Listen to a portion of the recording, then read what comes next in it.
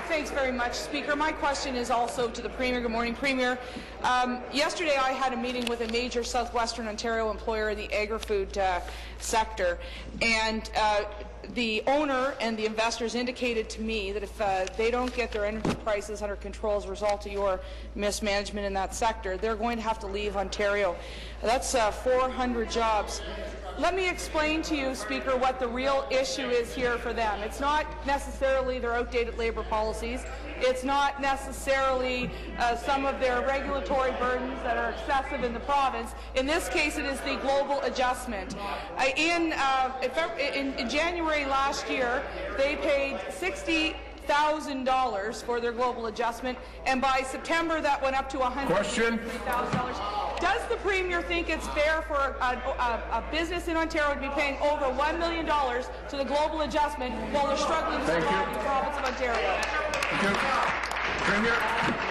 Thank you very much, Mr. Speaker, and I know the Minister of Energy will want to comment on the supplementary. First of all, let me say once again that I am very disappointed at what has happened at Kellogg's, Mr. Speaker, and the Ministry of Training, Colleges and Universities will be working with the workers on the ground.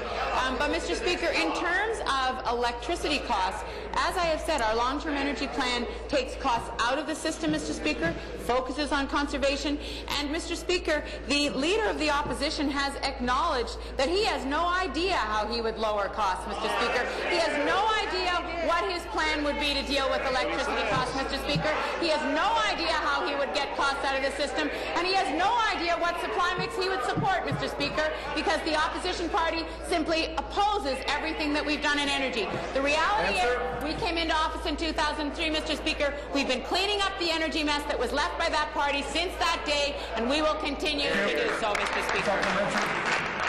Speaker, I just told her an Ontario company with 400 employees who pays over $1 million on the global adjustment alone may leave this province with more people in this province being out of work because of your destructive policies. The question I put to the Premier was a serious one. What is she going to do in order to alleviate the concerns of this country? What is she going to do in order to make sure that the jobs stay in this province? Tim Hudak not only has a plan on how to keep jobs in the province, he also has a plan on affordable energy. We're happy to send it over to her so she can adopt it. We've asked for an extra week to sit here in the Assembly to adopt those plans. Will the Premier take these concerns seriously? Will she stand in place? Will she commit to this party and the rest of the people in the province of Ontario that she will get back to work?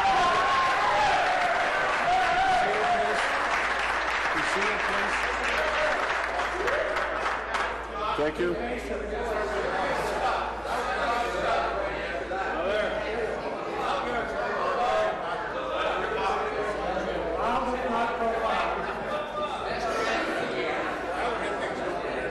Order, please. Order, please.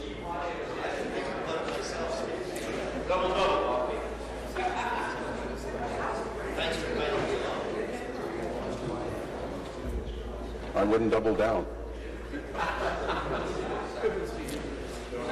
Premier. Thank you very much, Mr. Speaker. And we offered the opposition party the opportunity to have night sittings this week, Mr. Speaker, if there was more that they would like to discuss, and they voted that down, Mr. Speaker. We have had 179% recovery of jobs, Mr. Speaker, since the recession. We have a long-term energy plan that actually takes costs out of the system, Mr. Speaker, and puts in place a sustainable, predictable plan that the energy sector needs, Mr. Speaker, and that people in this province need in order to be able to know how their energy supply is going to work over the next number of years, Mr. Speaker. So, in fact, we have a plan in place. I am very disappointed at what's happening at Kellogg's, Mr. Speaker, and, you know, the reality is that we will work with those folks and make sure that they have all the supports that they need. And at the same time, Mr. Speaker, there are food processors coming to Ontario, and we are going to work to make sure that that trend continues. Thank you very much, Mr. Speaker. The question, the member from Nickelville.